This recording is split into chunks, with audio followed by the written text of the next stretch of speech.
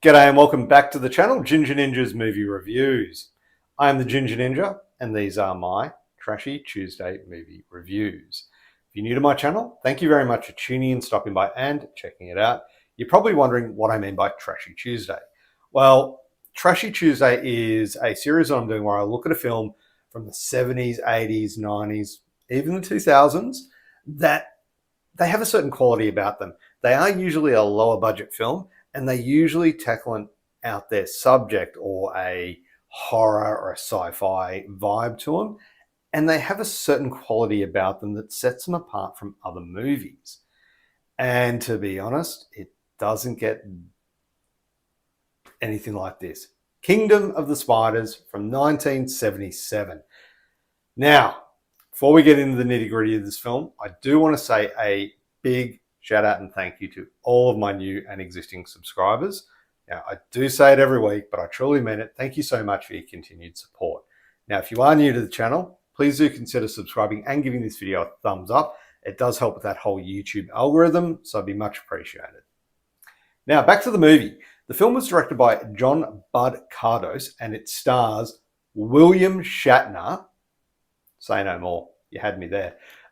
Tiffany Bolling, Woody Strode, and many more. The plot.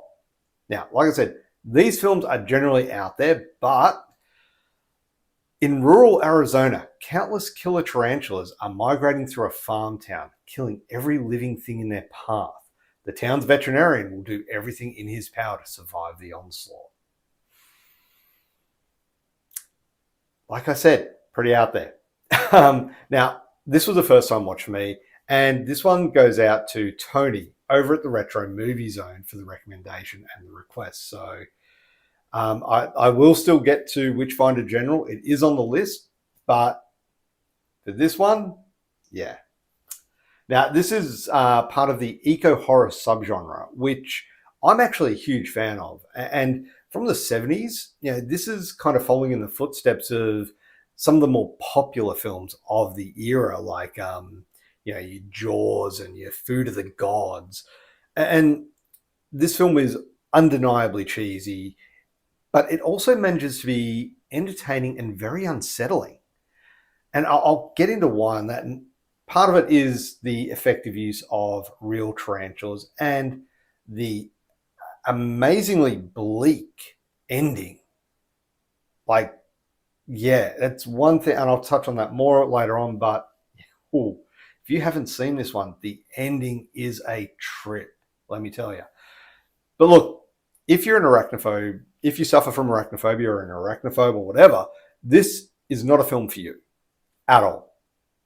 But if you like tense, foreboding atmosphere, practical effects, and an earnest dedication to its premise, then this might just be for you.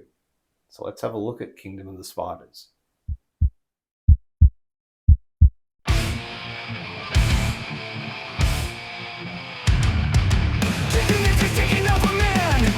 Tuesday's never gonna plan. 80s horror in a blood of tan. VHS tapes got a midnight fan. Stop by 9 years, leads them through the night. Alien wars and a neon fight. Android streaming, but in freaking light. Trashy Tuesdays, it's a pure delight. All right, so kicking it off with the cast. And look, we can't talk about the cast without starting with William Shatner. He is our main draw card to this movie. His natural charisma make him a likable protagonist despite some cheesy dialogue and some very questionable hair-sniffing scenes. Yeah, I'm not kidding. But for any fans of William Shatner, this is must-watch material. He's fresh off Star Trek and he fully embraces his leading man role. He delivers a performance that is unintentionally hilarious and also strangely compelling. His character, Robert Rack Hansen, what a kick-ass name, is a cowboy-esque hero. He's complete with a flirtatious streak, a tragic backstory, and a willingness to punch a spider if necessary. And he does that on many occasions. He plays it straight, which only enhances the movie's charm. And his chemistry with Tiffany Bolling is classic 70s B-movie romance. It's forced, it's awkward, but it's fun to watch. Speaking of Tiffany Bolling, she plays Diane Ashley. I think it was Diane Ashley. Yeah, an expert arachnologist or arachnologist. Arachnologist. But her character often feels sidelined and reduced to a love interest more than a compelling, intelligent character, which she is in the film. Don't get me wrong, but unfortunately, because that's kind of pushed to the side, and that is probably due to the time that this was made. You've got the leading man who has to be the hero, not the love interest. The rest of the supporting cast is largely forgettable for the most part, with some performances that are rather wooden and some rather exaggerated and over the top, particularly the airplane pilot scene. Yeah, like those shrieks were ear-piercing and completely over the top. But understandable, he's covered in tarantulas. I'd be squealing too. But anyway, any of the side characters, their character development is rather thin. Most exist simply as spider fodder, and there's very little backstory or depth to any of them. So now on to the directing and the writing. For a film with a relatively simple plot, Kingdom of the Spiders builds tension rather effectively. It starts off as a slow burn mystery with unexplained livestock deaths, and it leads to the discovery of the spider invasion. As the attacks escalate, the film shifts into full-on disaster mode, creating a growing sense of helplessness. The director, John Bud Cardos, I want to say Cardos, his direction is fine, but lacks the stylistic flair of his contemporaries like Hitchcock with The Birds and Spielberg with Jaws. There are some attempts at a spider's point of view which are interesting, but these don't work too well and they feel forced and rather off-putting. The dialogue as well is occasionally awkward, particularly when characters try to explain the spider invasion in overly simplistic ways, putting it down to chemicals and pesticides, things like that. It's interesting. It kind of makes sense, I guess, but it feels forced and it reduces attention rather than enhance it. Now, one of the things that really, really stood out to me was the surprisingly bleak ending. Now, I'm going to put it out there right now, spoiler alert. If you have not seen this film, I'm going to be discussing the ending now. So you've had your warning. Anyway, most 70s horror films, especially of this nature, they end with a last-minute rescue or a hint of hope.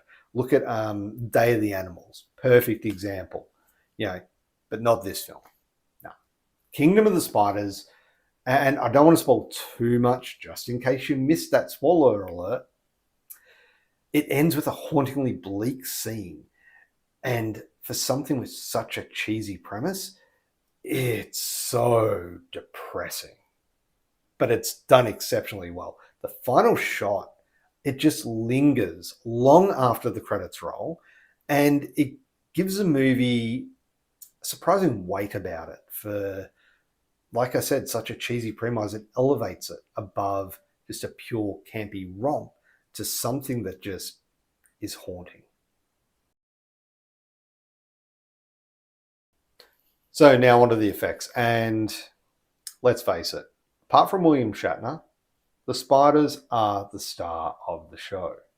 And unlike many horror films that rely on puppets or stop motion animation, Kingdom of the Spiders uses real spiders. Actual creepy, crawly arachnids, and there are a lot of them, talking hundreds of them. And this adds a level of authenticity and creep factor that still holds up today. Scenes featuring swarms of spiders crawling over people, furniture, landscapes are genuinely unsettling and make arachnophobes flee. If you've got a fear of spiders, don't watch this film. Seriously. It will, if you can sit through it, you'll be squirming in your seat, something shocking.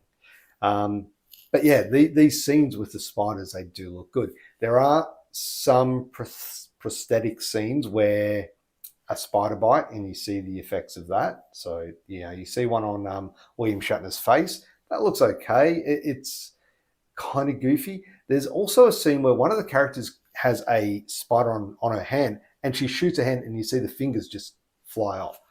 It's a split-second scene. If you blink, you'll miss it, but it looks good. Now, the spiders, like I said, they are the main star of this. And some of the scenes where they attack, they range from genuinely creepy to laugh out loud goofy. And this is due to the actors and their exaggerated terror. There is a scene where the pilot of a crop duster has tarantulas all over him, and his squeals, his screams, it's too much. I'm not saying I wouldn't be squealing like that, but yeah, it was too much. The film's dedication to practical effects does make it rather charming, but it also firmly plants the film in B-movie territory. So now on to rewatchability, and this was a first-time watch for me, and it has a lot to enjoy in it. I've been a huge fan of 70s sci-fi horror movies with Omega Man, Soylent Green, Westworld, Day of the Animals, Grizzly, you name it. The list goes on, and this fits firmly amongst those. But will I watch it again? Yeah, I probably would. At 97 minutes, it's a very easy to watch film full of tense scenes, creepy shots, and the occasional over-the-top Shatner chewing the scenery, as we've come to expect, though he does a really good job of reining most of it in. There is a huge ask to suspend disbelief with this film. But it's also a product of its time, and don't most films ask us to leave our rational brain at the door? This one does the same, and there's nothing wrong with that. Definitely would rewatch this one. So, final thoughts. Kingdom of the Spiders is a perfect example of 1970s B-movie horror. Low budget, packed with practical effects, and overflowing with charm. What more do you want? It's not a good movie by the traditional standards, but it is an entertaining one, and you can't ask much more than that. If you enjoy nature run-amok films, this is an essential watch. Its use of real spiders, a very unsettling ending, and surprisingly serious tone help elevate this above many similar films of its time. And look, while it suffers from budget limitations, occasional clunky acting, and there are some pacing issues, to be honest, it remains a fun and a very eerie watch, especially for fans of 1970s horror. And of course, William Shatner. But if you're an arachnophobe, maybe steer clear of this one. Overall, for a score, Kingdom of the Spiders gets a 7 out of 10. And there you have it. That is my review of Kingdom of the Spiders. Have you seen this film? If you have, let me know what you thought of it down in the comments below. I'm keen to hear your thoughts on this one because I'm a huge fan of 1970s sci-fi horror. Like I said before, I love these kind of films. And this one, it's up there. It's definitely a good one to watch. So I'm keen to hear your thoughts. So leave a comment down below. If you haven't already, please do hit that thumbs up button. Be much appreciated. And of course, subscribe to the channel if you're not already. If you hit that notification bell, you'll be notified of all my new reviews that are coming out. Now, obviously, I've got my Trashy Tuesdays. If you have any suggestions or recommendations, let me know. I'll do my best to get to them. Some of them take a little longer than others to get to, but it is what it is. And also, I've got my Franchise Fridays. We are almost at the end of Tremors, so that'll be wrapping up soon, and then we'll have a new franchise. If you haven't voted already, you've got a little bit of time left on my community page or posts page. I don't know what they're calling it now. They've changed the name of it. There is a poll between two films, Underworld and Universal Soldier. Let me know which one you want me to watch, and I'll get that done. Anyway, look, before I blather on too much, thank you very much for watching. Have a great day. Bye.